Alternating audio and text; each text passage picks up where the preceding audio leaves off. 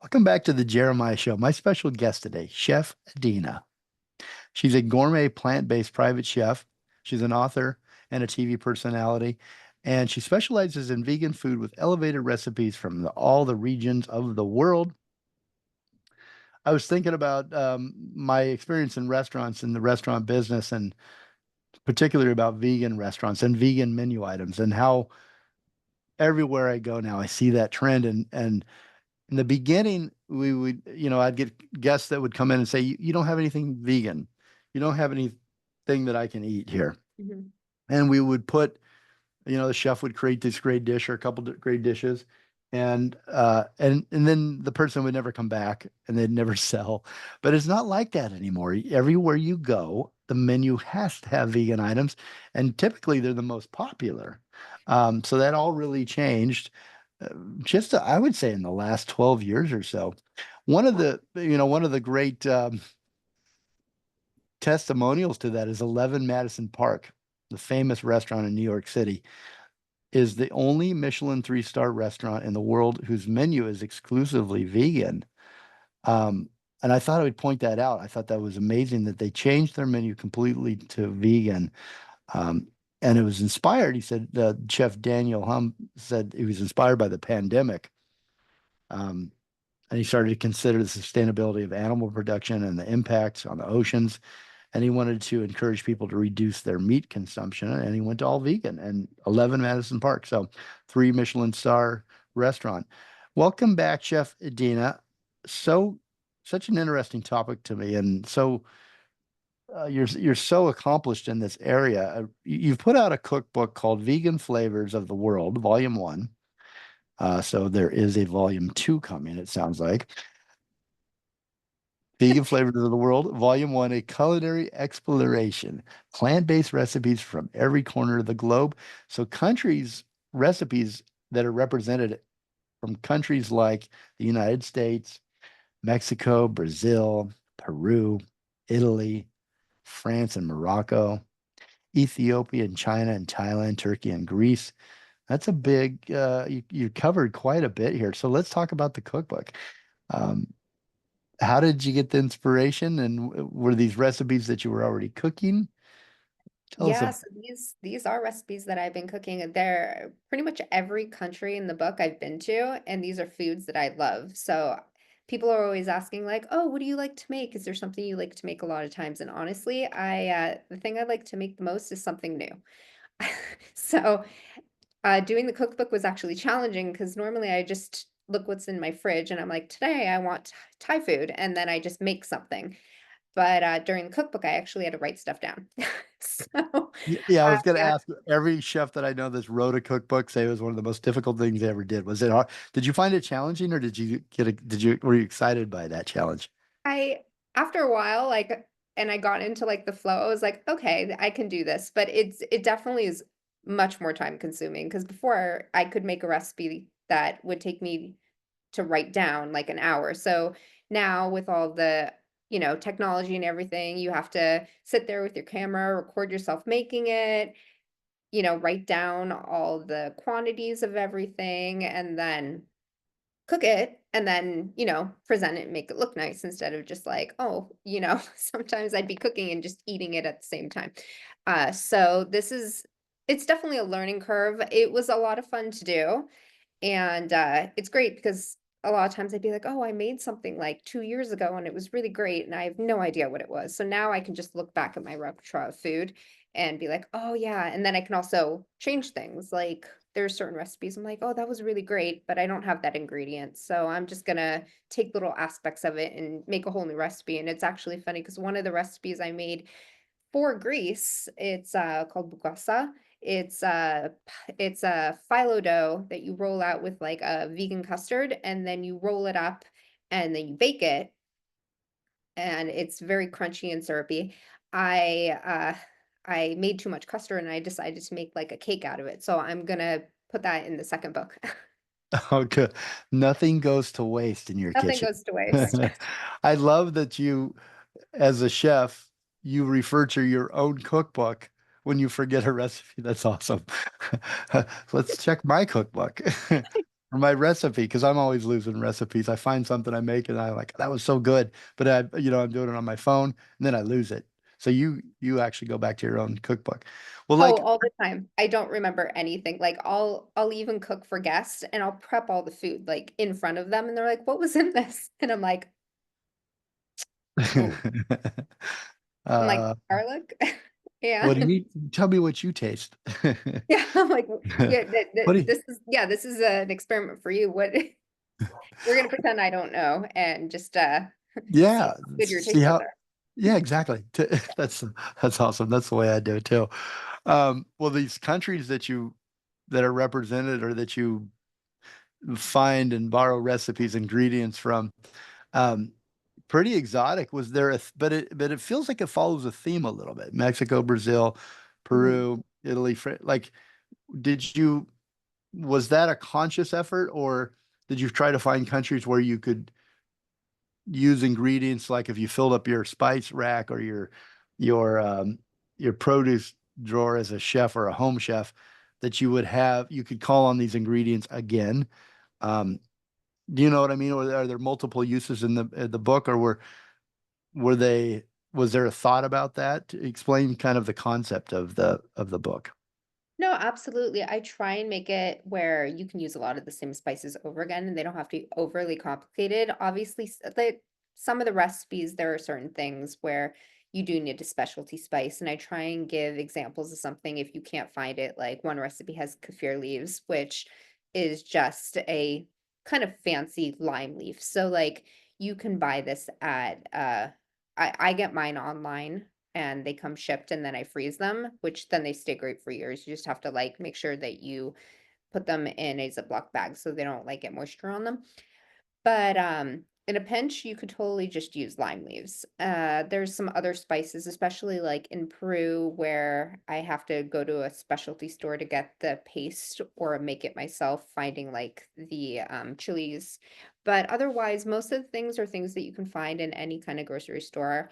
I personally use Himalayan salt for everything. I think that it's a lot healthier for you, but in the recipes, I just say salt. I don't put Himalayan salt. So like if you have just regular salt in your house, that's fine. In the description, I do put some information about why I think Himalayan salt is healthier for you. Why is it? The way that they produce it, it's a lot better. A lot of itemized salts, they add additives and it's harder for you to break them down, and Himalayan salt is, the way that they produce it is just better for your gut. It helps with inflammation as well. So and I just think it's a cleaner product to use, and most stores you can buy it in bulk. You also it's kind of fun, you can buy, like, the rocks and, like, shave them down if you Yeah, if you really wanted to. So I it's one of want the I want products. to. Yeah, and I think it just tastes a little bit better. Other than that, yeah, I find that most of the recipes have pretty common ingredients in it. As for why I chose these countries, I was trying to do like 7 regions or 6 regions, and so I was picking countries in each, and that's kinda how those countries came about. Certain regions were a little harder to cut things out, which is how I came about with, doing 3 volumes because I really wanted to have over 400 recipes with, like, 20, 30 countries, but I also wanted to be able to get the book out in a timely fashion. Yeah. Well, you can, and you're doing it the right way. Volume one, volume two, and now you kind of cheated, and now we know there's at least three cut volume three. There's So there's not yeah, only volume two, which we're going to talk about in a second, but you've got yes. volume three in the works. I love it though. Productive, and keep bringing recipes that that we can make at home, and follow your instructions. What One, I wanted to go back to salt for a second. So we did a show once with Mariel Hemingway, and she's very into health, much into health. And she said, and I can't remember why, so I'm going to ask you this question. She said, she loved Himalayan salt as well, and she said you should take a teaspoon every morning of the salt, Himalayan salt. But I can't remember why. Is it for the inflammation? Is that, It or does is have it there for some other health reason? uh, I'd have to I'd have to look into this. I'm not, a salt expert per se, but I do know that it helps with inflammation. it also, I think, boosts your immune system. So if you eat a little bit of salt in the morning, I think it'll help That sounds stave right. that off. Okay. Yeah, But that sounds that kind I of think the fact checker just needs to check that. Don't don't everybody go and just start start consuming eating gallons salt. of salt. I always, yeah, because you always hear, you never know what to believe, but you hear that salt's not good for you. So why would I eat it? I'm supposed to eat a tablespoon before breakfast now, before Yeah. my coffee. But okay, yeah, fact check it. That's a good idea. Always check before you ingest something. Yeah. If W- you're really high cholesterol, maybe don't do it. Yeah, that's a good idea. What did it take you on average to build each recipe from from shopping to like, what did it take? Is it days that we're talking per recipe? Is it weeks? Is it hours? It depends on the recipe. Like sometimes I'll literally I like to kind of multitask. So I'll like play music, I'll have the TV in the background, or like if I'm taking a long drive somewhere, obviously me not driving if I'm a passenger, uh, or on an airplane, I like to stay busy. So that's usually when I'm like, oh, I'm gonna start creating recipes. So kind of how it works for me is I just sit in front of my computer and I pick the country I'm working on, or if I just get an idea, like I kind of have like my outline of what countries I'm gonna do. Or I'm just like, "Oh, I really wanna make something with eggplant today, and I want it to be from South Africa." So, then I just kinda start thinking about, like, "Oh, what kinda spices will work with this?" And then I just start writing it down based off of, like I see the final product in my mind, and then I write it down. I kinda calculate how much I need of each ingredient, and then once I'm done writing it, I basically take my computer into my kitchen and I make it. So I follow the recipe and then I alter it based off of that. Cause sometimes you're like, oh yeah, half a cup of this seemed great. And but it's not enough. You need a little less, a little more. And so I alter it and then I have my recipe. It also is great because I edit I As edit you're going? like yeah, like I'm writing something and I'm like, what's a top spoon? Yeah.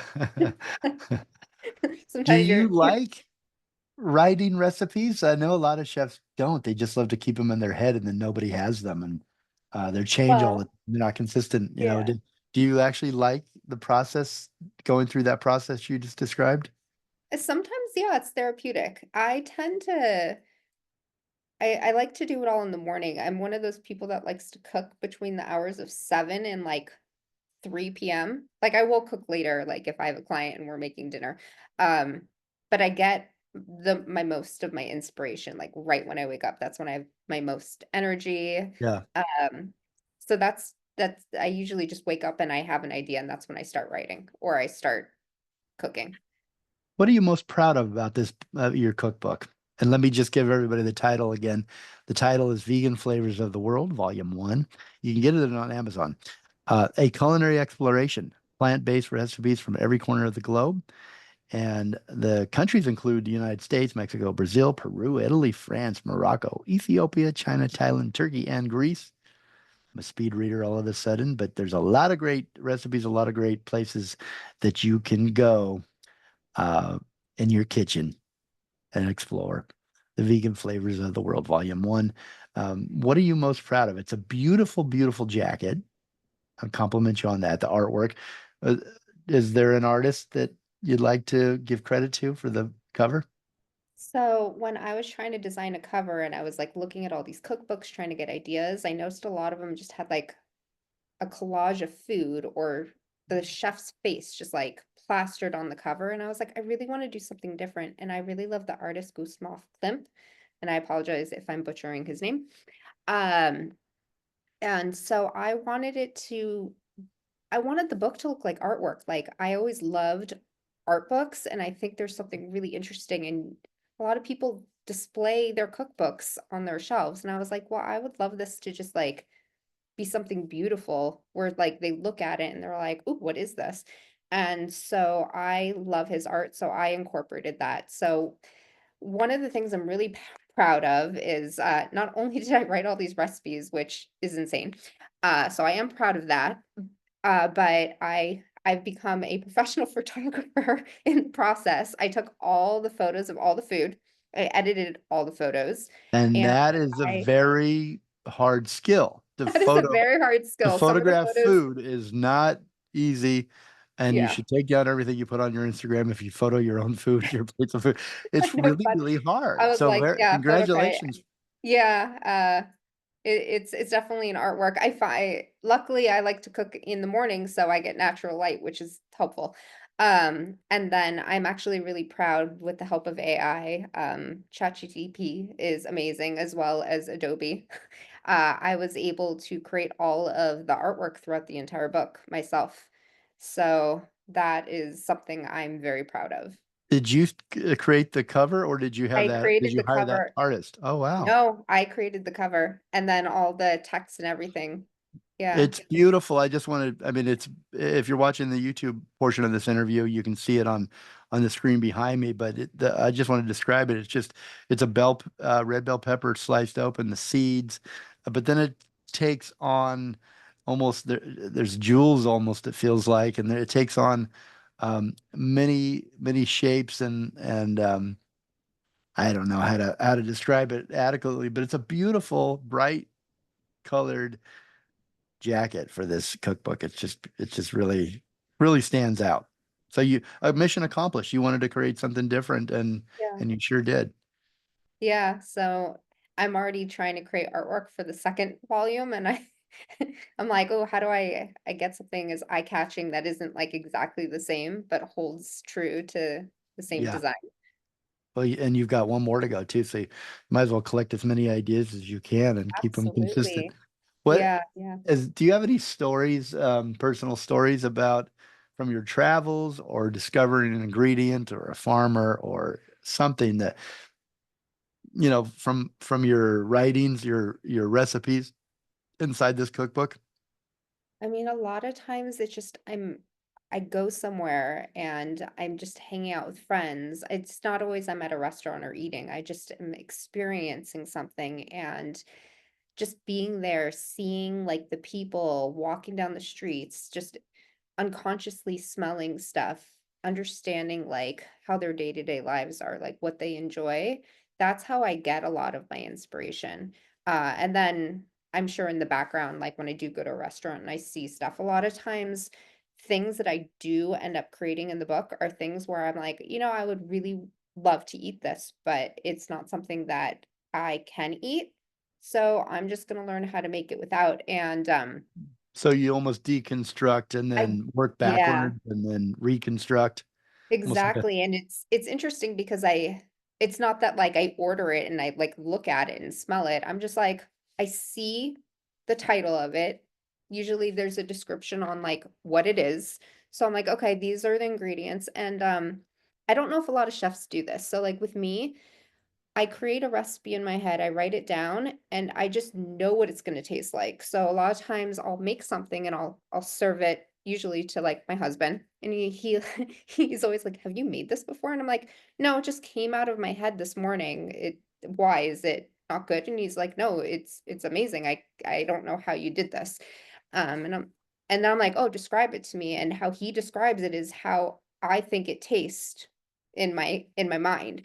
So, I mean, it interesting. doesn't always work out. There are definitely been things where it's like, maybe don't do this one again, but, Honey, nice try, but yeah, no, I'm glad you practice on me. Maybe next dinner party, don't serve and that. he's an honest critic, it sounds He like. is a very picky cook, so I got very picky eater, so I got very lucky. Well, that's good. Yeah, you got a critic in house that can Yes, give you honest feedback. It's va very valuable. So yeah, I love the idea of the vision almost comes to you, it sounds like. It almost like a songwriter describes being open for the music that comes to them. I ask them, how did you write that? How did you come up with that? How did you find that hook? It came to me. I yeah, was just open to it. And I didn't, it sounds like you are a little bit the same way. It's a vision thing. yeah. And then you take your knowledge of flavors and tastes and measurements and all the things that you need, ingredients, and make it come to life. It's very, very cool. You're an artist in a way. Thank you. Yeah, I think An that's why artist and a mad scientist. mad scientist makes that. Yeah, exactly. Well, let's take another real quick break. I'm really enjoying the conversation. Chef Adina is my special guest today. She's a gourmet plant-based private chef, TV personality, got her own TV show. You want to check that out? We're going to talk about that next.